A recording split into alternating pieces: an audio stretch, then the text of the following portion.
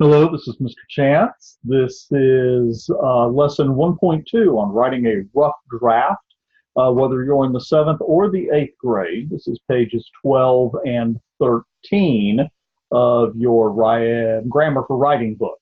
Grammar for Writing, not writing for grammar, grammar for writing. And there's no real notes to take. There's no vocabulary for this. I just wanted to give you some information, explain things a little bit. When you write your rough draft, you always use your pre-writing notes. So if you've done the graphic organizer, for example, that you were instructed to do, probably instructed to do, you use that for the rough draft. If you've gone from graphic organizer into a sentence outline, you would use the sentence outline because that's kind of part of the pre-writing as well, depending on the length and the difficulty of the assignment. When you're doing your rough draft, attempt to work without interruption. You really don't want to put a lot of thought into this rough draft. You're just trying to write, take your pre-writing notes and get them as sentences in the order that at least you initially thought things should be written in. And drafting is not the time to worry about errors. So if you misspell a word, fine. If you don't put a comma where it should be, fine. If you put a comma where it shouldn't be, that's also fine.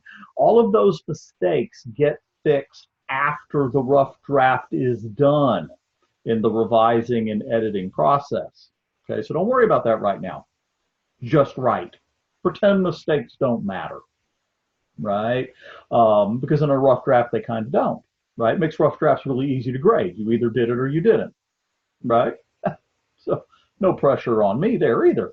Now, when you're doing the rough draft, keep in mind the structure. And if you did the pre-writing correctly, you should already have this structure basically in place, right? And this is whether you're writing a single paragraph or you're writing multiple paragraphs. You're doing a 3-paragraph essay or a 5-paragraph essay or a 5-page essay, whatever.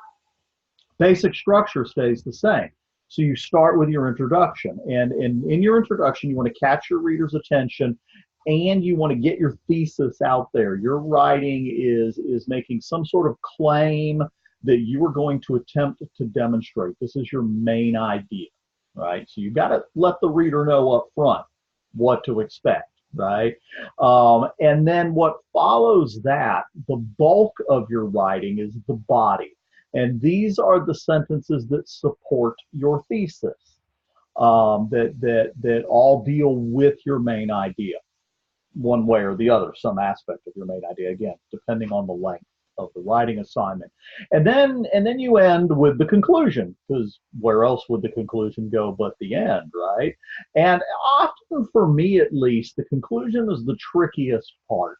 Your Grammar for Writing book tells you that in your conclusion, you're supposed to restate your thesis with new and memorable words, right? And this, I don't know, I've always found this somewhat difficult to do well. So, but it's a rough draft, so if it's not done particularly well, we're not worried about it yet. Yeah, we'll worry about it later. In any event, that's it for this video. Like I said, nice and short. No notes to take, nothing to put in the glossary or anything like that. Thank you for your attention. Bye-bye.